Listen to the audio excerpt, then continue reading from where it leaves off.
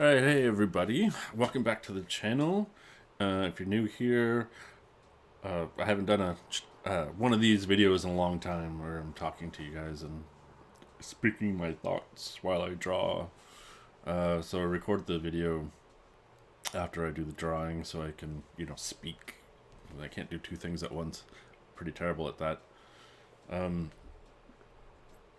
So this one's my first mermaid contribution of the year, and I think I might do some more this year because it's kind of fun playing with the water and lighting and mermaids and doing things that are fantastical and magical because I think the world needs that. So I've been on a journey, and take a journey with me while we draw. So yeah, my journey. I don't know if how you would know is my cat rubs himself against the screen. He's with me on this journey. So yeah, I'm in my little what do you call it? A sabbatical sort of thing. Out in the desert somewhere, trying to figure out my direction and things in my future. Obviously, my future involves drawing on some level in my art, and part of this process is figuring out where I want to do with my art and what I do want to do with this channel. So if you do like my art and you're liking these kind of videos and want to see more, just to help me, or at least just to help me out, hit like and subscribe to my channel, and I'll try to do more of these where I talk about stuff. So how you liking the Great Reset? Yeah, so there's a lot of things going on in the world, and I haven't been too active on it. I mean, this is an art channel, so I don't want to get too political and that kind of thing. And part of my journey has been like, with these times that we're in right now, it's hard not to be political. And I got really involved in politics, and it took a toll on my personal life, and you know, took a toll on everything really, my personal life, my art, my creativity, my mental health, my mental well-being.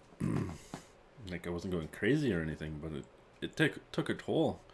I'm kind of generally cynical for a long time, and I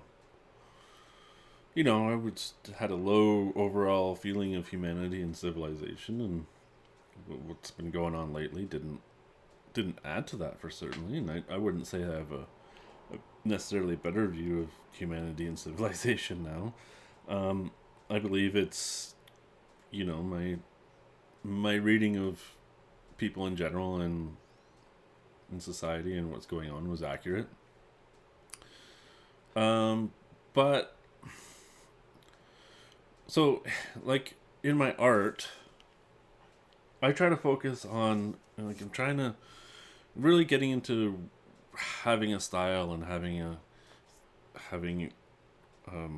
my look, like my style, my visual style. I think I'm at that point where I'm kind of trying to figure out what it is I want to paint more often and what my vision is. Like, yeah, I'm gonna do my books and my new comic idea, the Fallen God one that I mentioned on Twitter and other and Minds, and that I'm creating.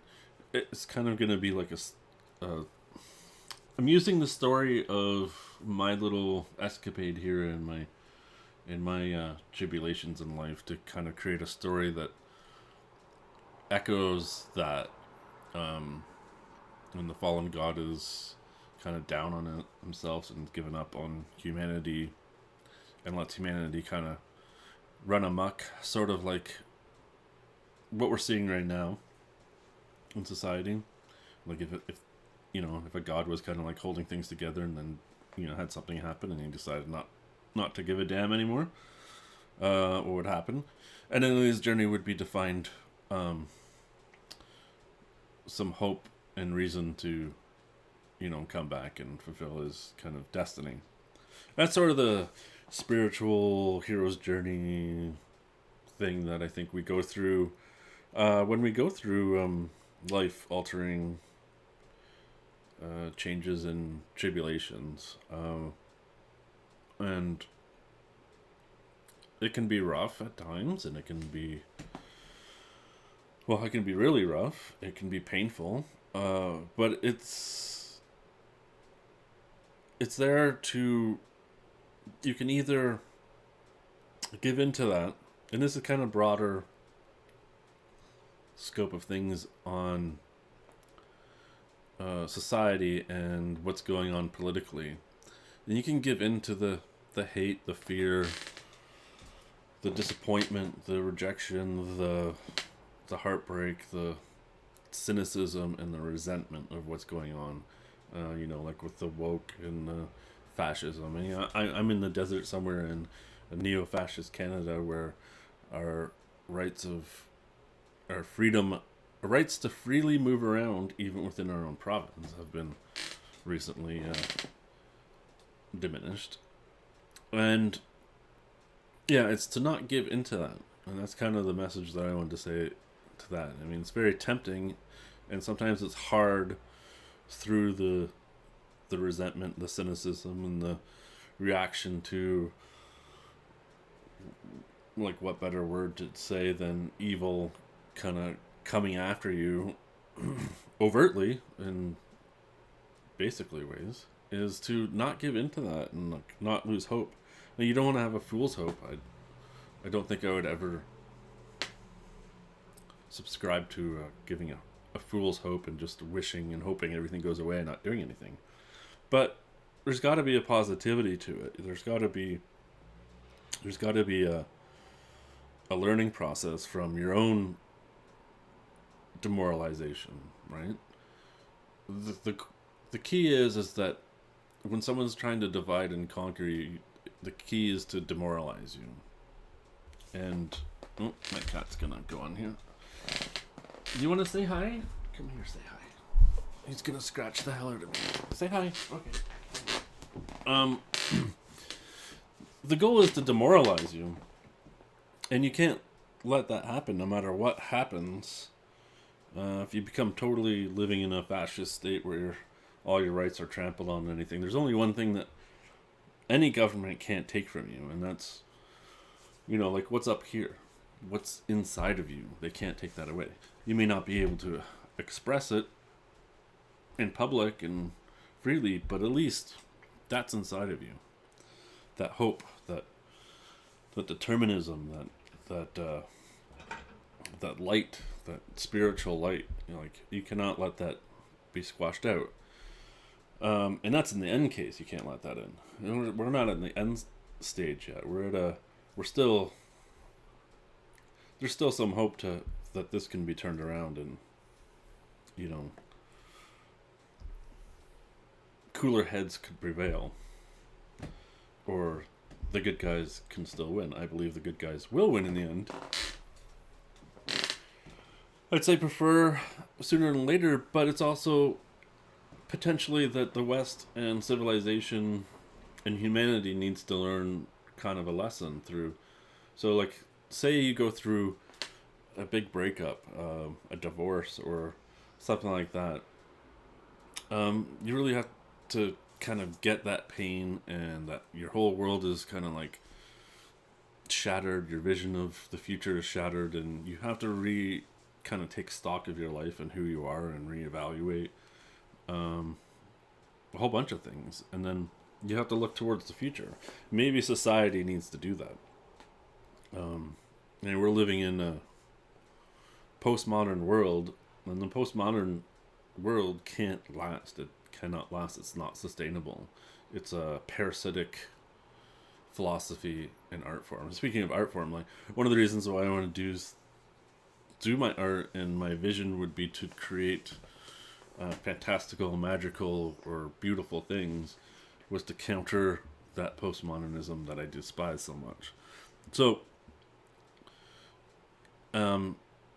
it's I wanted to say something about like art and postmodernism and beauty, and how I was thinking about this today. How ugly postmodernism is, but yet I was thinking like, oh, there's a dichotomy there because ugly things are beautiful in certain contexts, right? As an artist, I believe life and every aspect of life is beautiful in some way. Like there's beauty in imperfection and asymmetrical asymmetry is what I'm trying to say. Uniqueness and that kind of thing. But as far as like postmodern art goes, postmodernism turns everything upside down and calls up, down, down, up. So, yes, everything is beautiful in an artistic, spiritual, appreciative thing. So there's appreciated beauty, and then there's aesthetic beauty. So aesthetic beauty would be a beautiful woman, a beautiful girl, a beautiful flower, like things that are aesthetically pleasing to look at, right? Beautiful and pleasing. Appreciative beauty would be the imperfections and how the imperfections make the perfect, right? Like without the imperfections, you have no measuring stick, and that everything is interconnected in life. That's the kind of beauty of like, oh, this thing exists. Let's appreciate this for its existence means something, and it has a uniqueness and a beauty to it. But it's not an aesthetic beauty. And as an artist, you kind of want to represent the different levels of that kind of beauty. Whereas postmodern art will purposely draw something ugly and then claim that it's aesthetically beauty. And it won't ever do anything that's actually aesthetically beauty. It wants you to think that this ugly painting, this ugly drawing is aesthetically beautiful, and that your standards of aesthetically beautiful is, of course, not right, because that's a social construct, if you will. And it's a total farce, like everything else in postmodernism. It's a total farce because, as I explained, there's different types of beauty, right? There's aesthetic beauty, and then there's appreciative beauty. Like one could appreciate the beauty of hell and the devil and torment and that kind of thing. It doesn't mean it's positive. It's just that the existence of it means that the other exists as well, and you can appreciate that sort of beauty in that existence is beautiful, even though existence is death, existence is destruction, existence is entropy. The order becomes disordered, and that's a beautiful thing in an appreciative sense of a wider. So that's the concept, right? Like, you can say something's beautiful that's not necessarily aesthetically beautiful on a wider context. Aesthetically beautiful is aesthetically beautiful. It is beautiful. It is pleasing. It is nice to look at. But you can appreciate the not nice to look at in that way. But it has to be presented that way. It has to be presented authentically. Everything in postmodernism, whether it's philosophy or it's art, whatever it is inauthentic. It's inauthentic to its core. You can look at it and you see it. You could get some of the best artistic minds and they draw something postmodern and it just reads as inauthentic. It reads as ugly, even if it actually looked not that, like, it looked professionally and well done. You're seeing it everywhere, of course, like the fascists, have it in their government and their corporate fascist clip art stuff is all postmodern stuff. So, I mean, my goal is to kind of, as an artist, is just sort of remind people that there is magic, there's spirituality, there's beauty in all levels. There's to appreciate beauty and aesthetic beauty and the appreciative beauty, and not draw something and tell you to say that it's pretty. Like, I'm not going to draw an overweight fat person and say that you should think that this is physically attractive. I'm not going to do that. I mean, I might draw overweight person, you might find it attractive, but that's on you. That's where it becomes subjective. I cannot tell you what you find attractive. What postmodernism and activists are doing is trying to tell you what you should find attractive.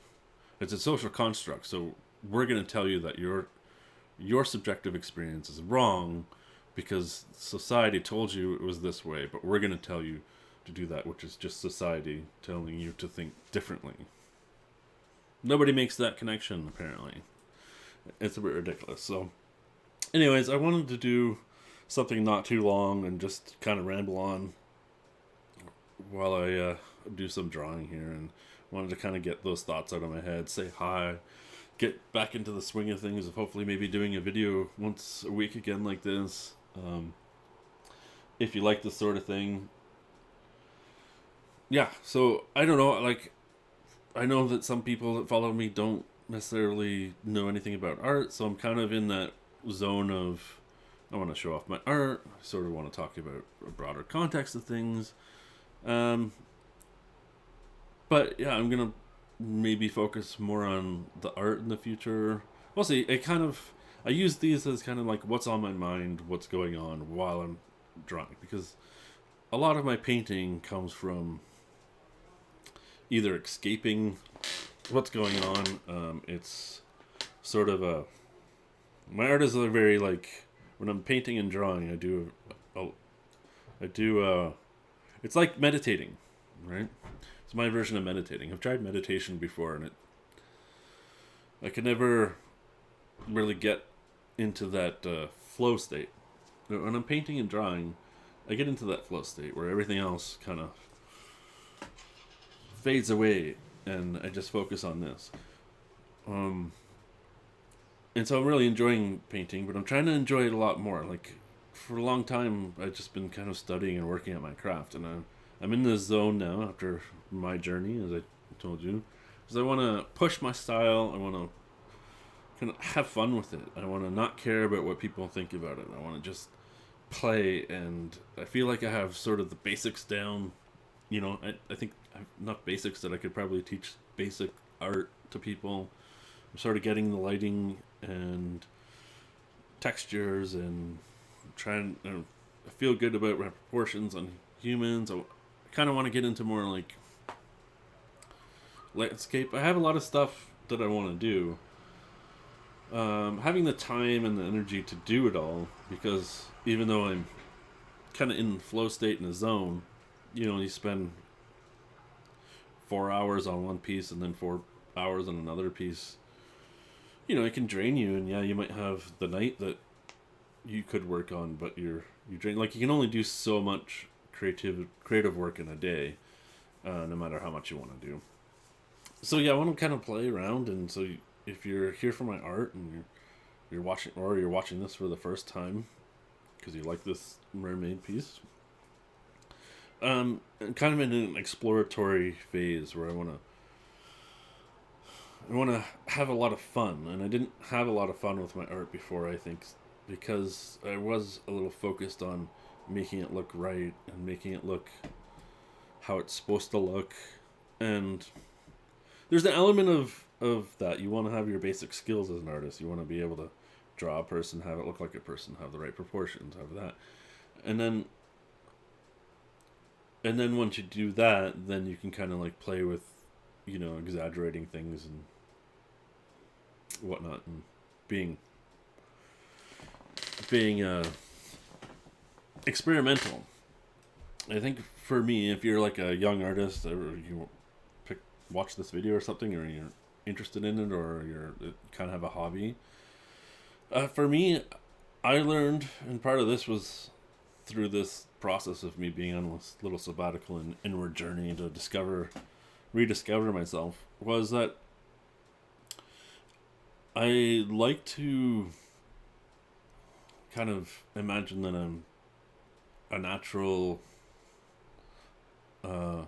naturally great at everything that I do, to a detriment. Like, it's confidence, but it's a detriment of, oh, I can master this quickly. I'm pretty good at picking up most things and getting to understand it and that kind of thing. But I think with my art is I tried to blind learning, this concept of like, I felt like I was rushed. Like, I have this time to get this to where it is. And you can't really rush something like art, unfortunately.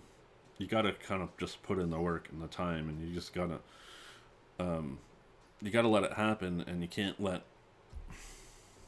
as difficult as it is you can't let like outside work or outside pressures, like financial pressures or family pressures or relationship pressures, put on that amount of work that you do. If it takes you 20 years, it takes you 20 years. If it takes you 5 years, it takes you 5 years. If it takes you 30 years, it takes you 30 years. Like, you have to really want it in order to do it, depending on how much time you can dedicate per day or per week to your art. But so what I would do is, what I've done in the past was, I tried to skip way too many steps. I tried to like be exploratory while I was learning things. And I would say this to myself, like, well, there's no reason to not have fun while I'm learning. But what would happen is that I'm not getting the repetition that I needed to do in order to learn. I mean, you eventually do learn, and what you think is kind of a speeder process, I think probably, well, it might be balanced. Like, it might be an okay way of doing it, because I think I learned, maybe it feels like I've learned, maybe it feels like I learned at a slower rate, but I was actually learning all the things that all the different things, like lighting, texture, painting, color, proportions, drawing, because I was combining them all. I perhaps learned all of those things kind of on the same rate, whereas maybe a lot of people focus on one thing at a time. I'm just not that kind of person to focus on one thing at a time, unfortunately. But so, and maybe it's a technique people should use. Maybe I should stop being so hard on myself. Yeah. So, regardless of that, like, I am at a level where I think that I can kind of sort of play around with and have a real vision. So, yeah. So I'm looking to play around. And with mermaids, it's fun because it's, mermaids don't actually exist. So you can take parts of what exists, like a fish, and parts of a human, and you can work on those different things. I like the, yeah, I'm going to play around with like lighting and mysticism and beauty and magic and things, because people need to be reminded that exists in the world. Anyways, I'm rambling now, and I don't want this video to go too long. It already went long enough. It's a nice day out here, and it's a Sunday when I was recording this, and my cat looks like he wants food, and I think I might go out on the patio and sit in the sun and have a few drinks. So yeah, again, reminder, if you made it this long, please like and subscribe. It would help me out to grow the channel. I really want to put a little more focus on doing some more fun videos, and if you help me out there, then it'll show me that you're interested in, and then I can grow the channel and kind of do different things. So if you're interested in like the actual more art talk, I want to do more art specific videos, but I'll always kind of just share what's on my mind. But if you have any art specific questions, or you're wondering how I do something, leave a comment, or talk to me on social media. So Oldkan Art, at Oldkan Art in most places. It's Instagram, Twitter, Minds, links in the description. And yeah, I'll talk to you later. I'm gonna go have a drink, enjoy my Sunday. Have the good rest of your weekend, or whatever day that you are watching this. Remember, stay hopeful. Where's the camera? Stay hopeful. Don't let them get you down. Don't let cynicism take over. Remember, the good guys will win in the end, and even if you don't, you'll always have what's inside your soul. And don't let anyone take that away from you. That's the most precious gift no one can take from you. Only you can give that up. So, be at peace. Fight the good fight. We'll talk to you next time.